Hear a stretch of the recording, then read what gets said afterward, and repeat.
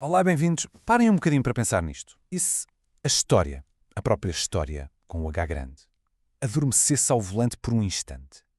Hoje vamos mergulhar numa das mais surreais e bem-humoradas histórias da nossa literatura, onde um pequeno erro divino provoca o caos absoluto em plena Lisboa.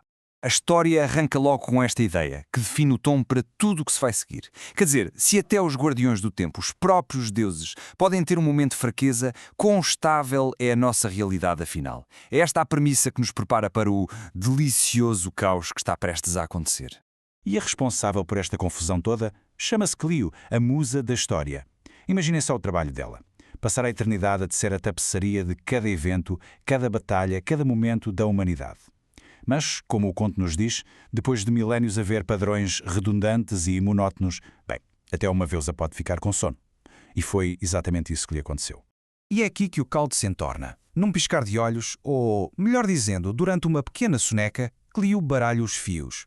Ela entrelaça o dia 4 de junho de 1148 com o dia 29 de setembro de 1984. O resultado? Um exército mouro do século XII, a caminho da batalha, materializa-se no meio da hora de ponta em Lisboa, 836 anos no futuro. Ok, o cenário está montado. E agora? Agora entramos na primeira fase do caos, o choque imediato. De um lado, um exército medieval. Do outro, lisboetas do século XX presos no trânsito. Vamos ver como é que cada um reage ao impossível. A cena é de uma confusão sensorial total. O som dos pneus a chiar no asfalto mistura-se com o som do metal das armaduras e o relinchar dos cavalos. O cheiro a gasolina e a poluição mistura-se com o cheiro a suor de um exército em marcha. Basicamente, na Avenida Gago Coutinho, a história acabou de ter um acidente de viação.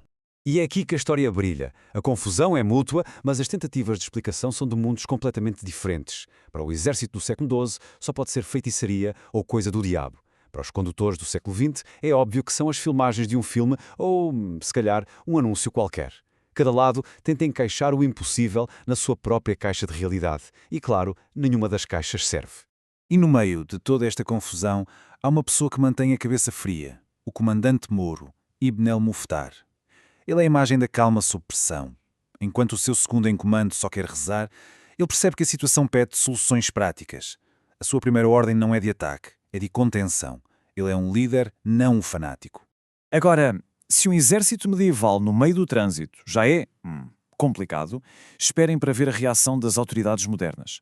Vamos ver como é que o século XX tenta aplicar os seus manuais e formulários a um invento que, simplesmente, não cabe em lado nenhum. Isto é o cúmulo do absurdo burocrático. O primeiro polícia a chegar, o agente Tobias, descreve o que está a ver com a única linguagem que conhece, a do Código da Estrada e dos regulamentos. Solípedes. É uma forma hilariantemente técnica de dizer cavalos.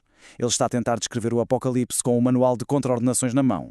E a partir daqui, a resposta oficial é um exemplo perfeito de lógica a funcionar completamente desligada da realidade.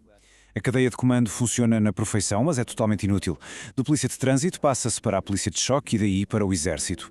Cada passo é uma escalada baseada numa incompreensão cômica e total da situação.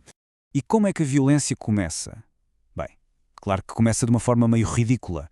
Um camionista atira uma pedra, um soldado reage por instinto e os arqueiros disparam umas flechas para o ar como aviso.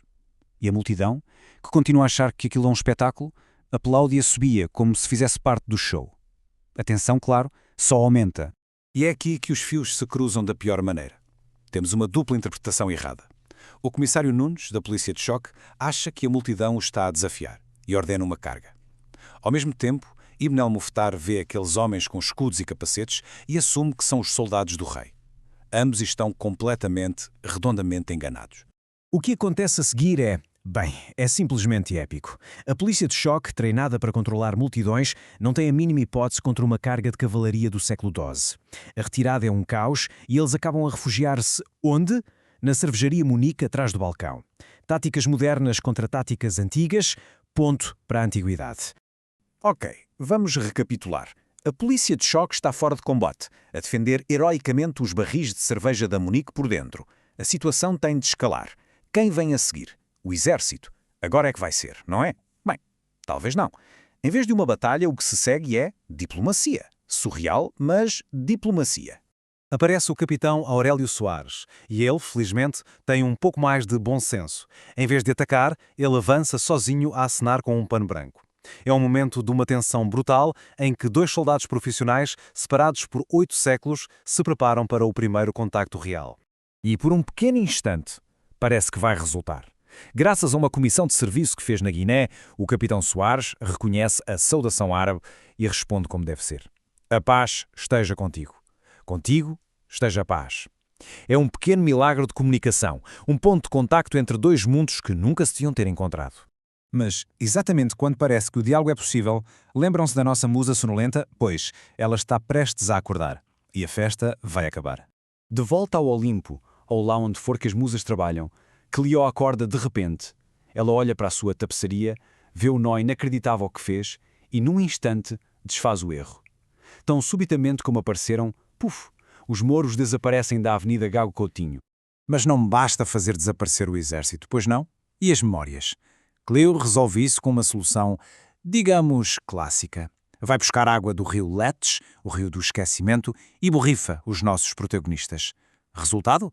Todos se esquecem da causa das suas ações bizarras. Ficam só com as consequências, sem a mais pequena ideia de como foram lá parar. O final disto tudo é uma obra-prima de ironia. O invasor, Ibn el-Muftar, apesar do desvio, acaba por ter sucesso na sua campanha. Os defensores, os oficiais portugueses que só seguiram ordens, vão a conselho de guerra por não conseguirem explicar o inexplicável. E a causadora de tudo, a Cleo? Bem, a sua punição divina é ficar sem Ambrósia durante 400 anos. Para quem virou a história do avesso, parece-me um castigo bastante leve, não? E assim, a história deixa-nos com esta pergunta a pairar no ar. É uma reflexão, cheia de humor, mas ao mesmo tempo muito profunda, sobre a fragilidade da história. Quantos dos grandes eventos que nos moldaram não foram no fundo o resultado de um acidente, um mal-entendido, ou quem sabe, um simples bocejo divino? Fica a reflexão. Obrigado por terem estado desse lado.